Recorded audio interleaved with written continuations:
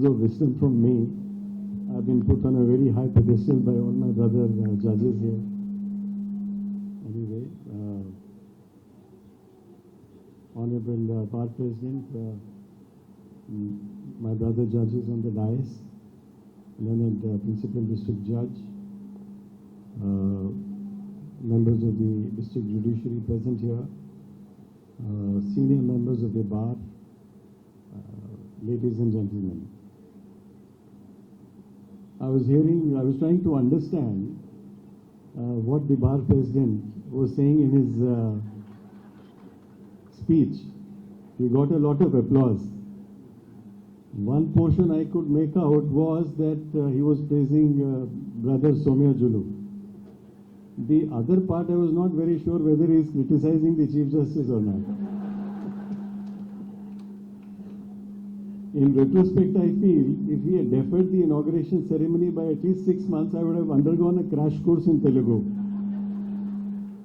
to confront the Honorable Bar President, who appears to be extremely popular among the members of the Bar. Anyway, first of all, let me congratulate all of you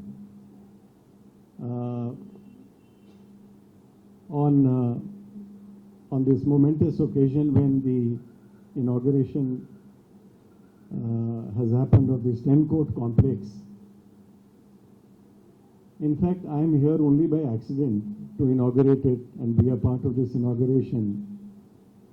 This baby was conceived somewhere in 2017. I only helped it deliver in 2023.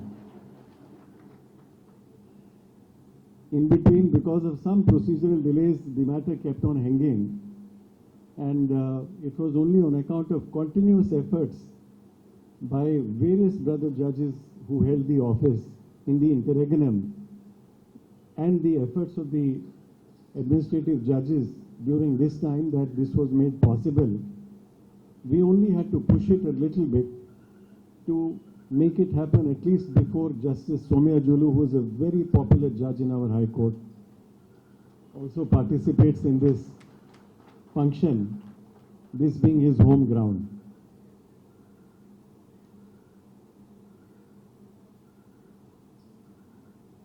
Much has been said about this city, which is a port city. It has a tremendous legacy and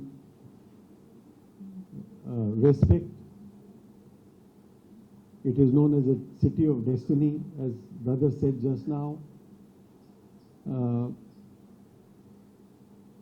There is no doubt that this region has produced stalwarts in the legal field. Mr. Sastri's name has been taken very often by most of the speakers. Mr. Somya Julu's father's name has been taken by almost all the speakers. Mr. D.V. Subbarao must have been a legendary figure.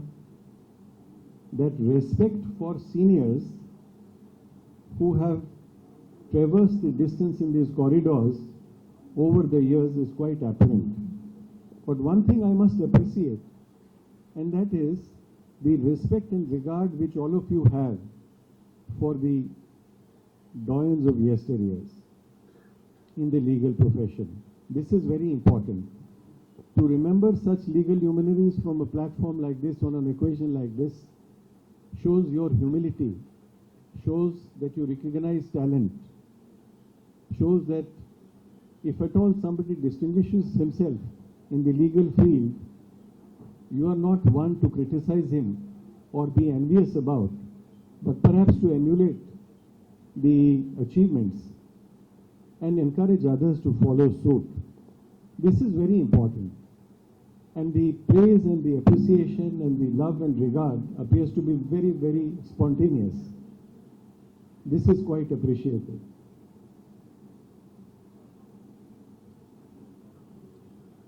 The city, as Brother Somya Julu said, has a cosmopolitan character. By mixing of diverse cultures, a balance is maintained. Growth is possible. And that growth has been achieved. And that can be seen by the fact that this particular region had established trade routes, the marine trade routes with Middle East. This is home to some of the well-known heavy industries in the region. This is also one of the fastest growing cities commercially and is a commercial hub in the entire state. There is no doubt that when such commercial activity is in progress, growth is happening, the litigation graph would also go up tremendously. And it is no surprise that on account of growth in litigation, the system would require more qualified talent in the shape of good advocates, which were already present, and there is an addition made on a yearly basis. I'm told approximately 5,000 to 6,000 advocates are on the rolls of the Bar Association, which makes it perhaps one of the most powerful bar bodies in the country. And the number of advocates getting enrolled in this Bar Association also is reflective of the lucrative profession it must be to practice in this region. In fact, sometimes I feel that advocates who practice in the state of Andhra Pradesh are at a great advantage as compared to their brethren in the rest of the country. The Advocates Welfare Fund, which is promulgated in the state of Andhra Pradesh, provides for a lot of relief measures for the benefit of advocates who are sick or who are retiring or in need of, monetary help. Such type of a legislative enactment does not exist in most parts of the country. It perhaps is a local act. If there was no prohibition on a judge practicing after his retirement, as I would retire somewhere in 2026 on 24th of April, I would have requested the learned bar president to enroll me as a 6001 member of the Bar Association. The city is so beautiful, it is cosmopolitan. Perhaps it would absorb a person from the north also.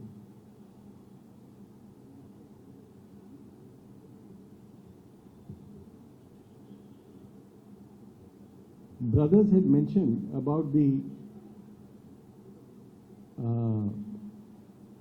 infrastructure. So you have a 10-court complex, perhaps you require more. Infrastructure is an issue which we are taking very seriously. So we had a meeting with the administration and a number of projects had been languishing. So we said, please give us at least 7 projects completed by 30th of October. Hopefully, they will keep up their promise, and by 30th of October, we will have another 6 to 7, or at least 5, if not 7, projects completed in the entire state at various places. Another thing which we could manage with the government was the proposal for air conditioning all courts in Andhra Pradesh. This proposal is going to get through, hopefully. I've experienced the heat conditions when I landed up here in the month of July. For a few days I thought I would melt. But then I withstood the heat. The air conditioners saved me. But then I thought, what about our advocate community? What about our judges? How are they working in the court without air conditioners? This is perhaps one of the hottest regions in the country. It required certain specific attention. And therefore, I discussed with my colleagues and they said, yes, absolutely right, we must take it up. So we had a meeting with the administration in the High Court And they were quite reasonable and supportive. They said, we will support you on this. So I said, today we are being accused of pending litigation which has fallen on us in the shape of an avalanche. How do we deal with it? I was also told that there is one AC given to an honorable judge which is installed in his chamber. And maybe we thought that because of extreme heat conditions outside, the judge would retire to his chamber early and prefer to do his work inside, thereby affecting his court work. Because working in a court outside is different, hearing arguments in the open court is different than confining yourself in a chamber. So that was the motive and our moving force. We took up the issue, and the entire court complexes throughout Andhra Pradesh have been inspected. Reports are ready. The government is going to go ahead with inviting tenders. Perhaps that is the stage which we are at today. And very soon, if the government keeps the promise, we will have this facility. Now, this facility is not just for judges. This facility is for advocates and above all litigants who keep waiting morning till evening, waiting for their cases. Sometimes cases are not taken up. It's a very frustrating experience for a litigant. You know, today we have 3 stakeholders in our judicial system, prominently. There are many, but 3: judges, advocates, and litigants. Litigants are the most ignored lot. Everybody is there. Advocates are there because of litigants. Judges are there because of litigants. We are there to look after their interests. They are the ones who are coming to us with a problem. If we can't solve that problem, we should at least treat them with dignity. Please treat litigants with dignity. When they enter the court, they are not children of a lesser god. We have no business to humiliate them, to show them down, to push them, to pull them, whichever way we see.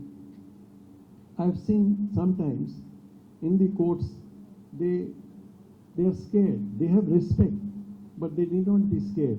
They should know how to respect courts, but they need to be treated with dignity. That is my humble request to you, that while conducting court work, the honorable judges must ensure proper dignity to advocates, because insofar as the advocates and the judges are concerned, we belong to the same family. They are 2 faces of the same coin. It is like a nursery for judges. We pick up judges from the bar. Therefore, there is no difference between you and us. You are there today, you will be here tomorrow, like Justice Somaya Julu. Therefore, there is nothing adversarial between the bar and the bench, and the more the cordial are the relations between the two, the better it is for the dispensation of justice. Today morning, when I was about to come to the inaugural ceremony, I received a very sweet message from one of our judges, colleague, Justice Jyotirmayi. She said, brother, congratulations on this occasion of inauguration of the 10-court complex, which is like a temple of justice. See, this is the respect which judges have for a court, which also people have for the court. This building which we inaugurated today ceases to be a building made by R&B people. After all that puja by the priests belonging to various religions and sects, it has ceased to remain a simple building. And when the judges assume their office and the court work starts, it transforms itself into a temple of justice. Therefore, my humble appeal to all of you is that maintain the purity of this temple of justice. I know how difficult it is for an advocate during his, discharge of his duties. He prepares the brief, he interacts with the client, he drafts pleadings, he presents the case in the court. He enables the judges to navigate through the complex legal propositions which confront the court. But for the advocates, if supposing tomorrow the advocates decided to stop practicing, how difficult it is for the judges to, on their own, to handle cases without your assistance, we only know. Therefore, without your assistance, nothing can move. It becomes difficult. It is because of your legal expertise that we can render good judgments. Therefore, legal expertise is necessary. Somebody is entrusting his case to you, paying you fees. Although this is a noble profession, fees should never be a consideration for accepting or refusing a brief. I remember when I joined the profession in the year 1989, one thing which my father told me was never refuse a brief because your client cannot pay you money. I think that is a very simple message, that money is not the consideration. We all belong to a noble profession. It's a very, very, noble profession, and one must realize, keep realizing that particular aspect. We are not here to fleece litigants. We are there rendering a service, help them get a voice in the court. With changing times now, the court functioning is also getting transformed. Now we are digitizing the court records. Access to justice is the new slogan. So a person sitting, say in Visakhapatnam now, an advocate can appear through the hybrid mode in the High Court at Vijayawada, Amravati. You also need to update your technological skills. I have been transferred from Bombay High Court. There most of the advocates do not carry a file at all. They are all carrying iPads and they refer to the iPad. Soon the courts will become paperless. Please prepare yourself technologically to meet the challenges. Otherwise, what is going to happen? You are going to lag behind, and somebody who is sitting somewhere in Bombay or Madras or Bangalore will steal a march. Therefore, legal expertise you must update. Your legal skills, technological skills have to be updated in order to keep your skills very high. Although your bar has had a very tremendous stature in the past, but the onerous responsibility certainly lies on you today to maintain that reputation. If you lose the present moment and fail to give leadership to the younger members of the bar, we may always be taking the names of those legal luminaries in the past without producing one in the near future. Therefore, my respectful appeal to you is that please strive hard to keep the entire stream of justice absolutely clear, clean, respect each other, respect the judges, judges will respect you, so that everybody strives hard for the cause of justice. I hope I'm not taking too much of time between you and the lunch now. So once again, congratulations. We will strive hard for further improving your infrastructure, as Brother Roy and the other brothers have pointed out. We have no control over finances. We always have to approach the government for making the finances available, but nevertheless we'll make all out endeavors in that regard. I congratulate you once again and wish you all the best. Jai Hind.